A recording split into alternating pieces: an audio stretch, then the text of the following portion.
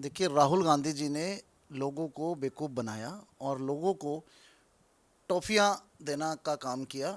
आज वही बहन बेटियां हमारी जाकर के वहाँ पर बैठ रही हैं। उन्होंने सोचा जैसे ही राहुल गांधी जी जीतेंगे, उनकी पार्टी के लोग जीतेंगे, हमें 800 साढ़े 800 रुपये मिलेंगे। और केजरीवाल जी तो जेल के अंदर अभी नोटों की मशीन लगा ही रहे हैं, वो लगा रहे हैं और वो 8,500 रुपये देंगे। तो अभी मैं जो बताना चाहता हूँ, आप तो इनके पोस्टर लगाने चाहिए और इनके पोस्टर लगा करके लिखना चाहिए कि झूठों के सरदार राहुल गांधी और केजरीवाल। राहुल गांधी जी खुद मतलब परेशान है कि मेरा मतलब किराया कौन देगा। उनके पास सिर्फ इटली जाने के पैसे हैं, अपनी ननिहाल जाने के पैसे हैं, उनके पास पिकनिक मनाने के पैसे हैं, लेकिन गरीबों को 8,500 रुपये का झांसा दे करके आज कहाँ है राहुल गांधी जी। आप विजय यात्रा निकाल रहे हैं।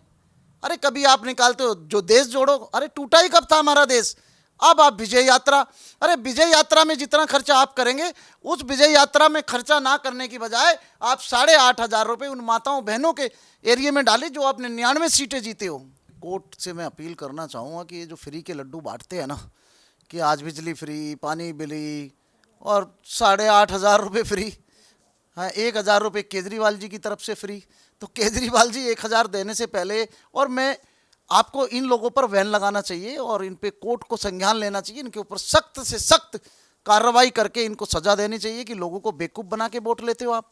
आपको वोट लेने के लालच में आप लोगों को मतलब दिलों से खेलते हो, जज्बातों से खेलते हो आप लोगों के। तो ऐसे लोगों को मैं कोर्ट से अपील करूँगा, अपने न्यायाधीशों से अपील करूँगा कि इस पे विचार करके ऐसे लोगों को बैन करना चाहिए झूठे वादों से, और जो झूठे वादे करे उसको अंदर करना चाहिए। नमस्कार, स्वागत है आपका प्यारा हिंदुस्तान पर। मैं हूं आपके साथ शेरिन।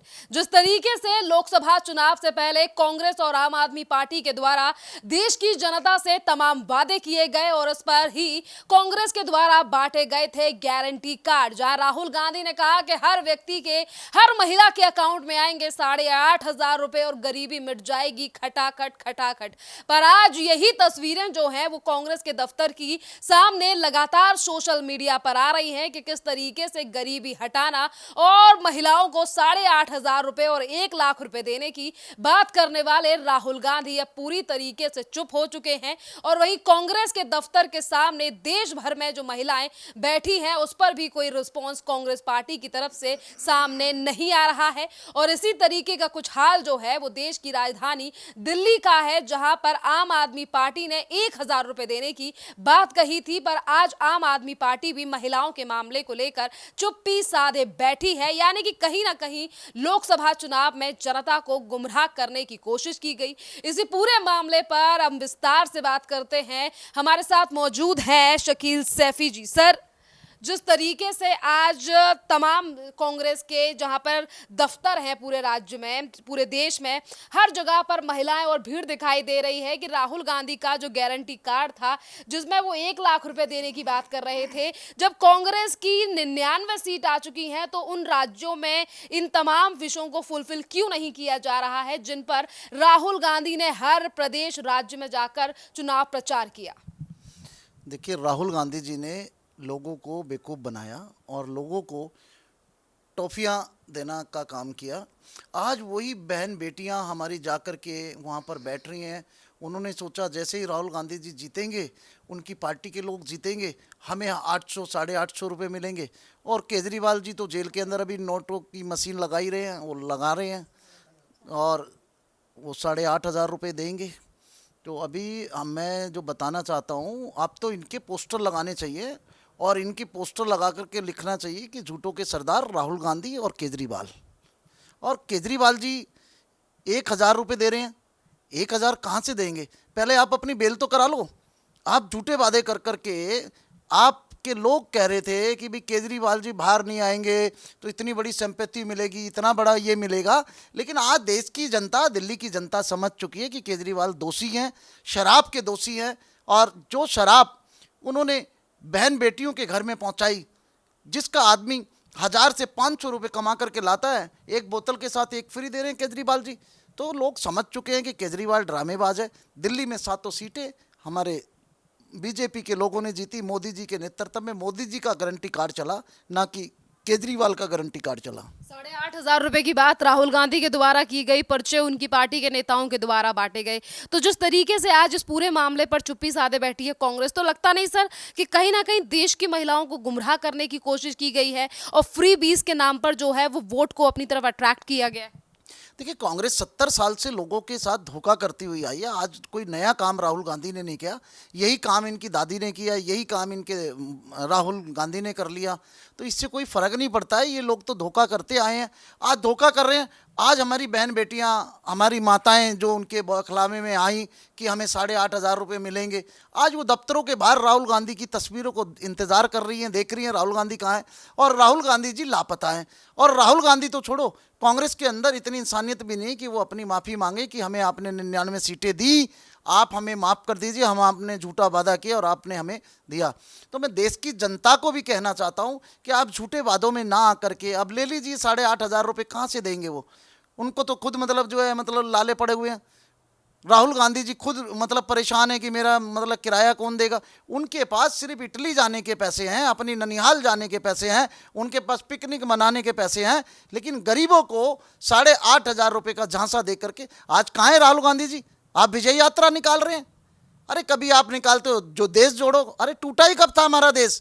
अब आप विजय यात्रा, अरे विजय यात्रा में जितना खर्चा आप करेंगे, उस विजय यात्रा में खर्चा ना करने की बजाय आप 8,500 रुपये उन माताओं बहनों के एरिया में डालें जो आपने 99 सीटें जीते हो।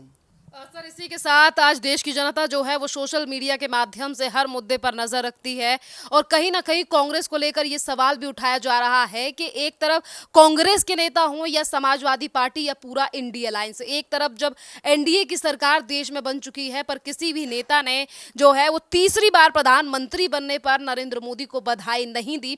एक तरफ विपक्ष बोलता है कि देश में लोकतंत्र है, पर वहीं दूसरी तरफ लोकतंत्र में इस तरीके की तस्वीर के विपक्ष को कहीं ना कहीं उम्मीद है कि सरकार बनेगी, वहीं तीसरी बार प्रधानमंत्री की गद्दी पर बैठने वाले व्यक्ति को कोई भी मैसेज या कांग्रेचुलेशन या बधाई नहीं।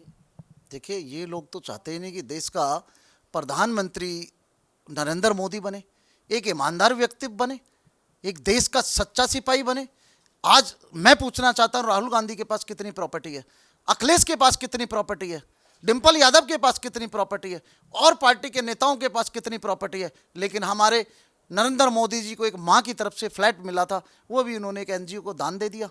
अरे आपको शर्म आनी चाहिए एक इंसानियत के नाते। अगर इंसानियत भी तुम्हारी मर गई है तो एक इतना करते हुए कि एक बाप के नाते कि एक बुजुर्ग आदमी ने, हमने हमारे बाप समान आदमी ने, जिसको मुलायम सिंह जी कहते थे कि मैं चाहता हूँ, मुझे याद आती है आज मुलायम सिंह यादव जी की, जिन्होंने भरी पार्लियामेंट के अंदर कहा कि मैं चाहता हूँ नरेंद्र मोदी जी दोबारा प्रधानमंत्री बने और बनते रहें और बनते रहें।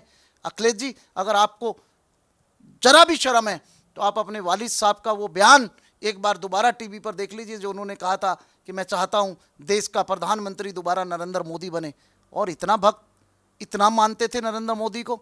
तो मैं आपको कम से कम शर्म आनी चाहिए। पार्टी पॉलिटिक्स इलेक्शन तक है, इलेक्शन खत्म हो गया, आप लोगों की कोई दुश्मनी नहीं है, आपको कम से कम बधाई देनी चाहिए थी। और आप बच्चे की तरह हैं, देश के प्रधानमंत्री की तरह। राहुल गांधी आप भी बच्चे की तरह हैं। खटगरे साहब गए वहाँ पर शपथ समारोह में, मैं उनका धन्यवाद करता हूँ, लेकिन राहुल गांधी और सोनिया गांधी जी को ये नहीं हुआ कि शेख हसीना से तो मिलने पहुँच गए आप लोग, लेकिन अपने देश के प्रधानमंत्री को शर्म आती है आपको कि अपने देश के प्रधानमंत्री को बधाई दें या मुबारकबाद दें। अरे जब पार्टी का प्रधानमंत्री नहीं होता है, पूरे देश का प्रधानमंत्री होता है। हमें गर्व है अपने देश के प्रधानमंत्री पर, चाहे वो किसी भी पार्टी से मतलब नहीं रखता है, देश का प्रधानमंत्री देश का होता है। आप अगर कहीं जाते हैं तो आप कहते हैं कि आपके देश का प्राइम मिनिस्टर कौन है, हम बड़े गर्व के साथ कहते हैं कि हमारे देश का प्राइम मिनिस्टर नरेंद्र मोदी है। तो हम नरेंद्र मोदी जी को वर्ल्ड पीस हार्मनी की तरफ से बधाई देते हैं। साथ ही साथ जिंदगी भर हम ये विश्वास और आशा भी दिलाते हैं कि हम नरेंद्र मोदी के साथ जिस हाल में भी हैं, मुस्लिम समाज खुश है, हम खुश हैं, सैफी समाज खुश है, हम बहुत नरेंद्र मोदी जी के साथ तन मन धन से हर जगह से साथ है।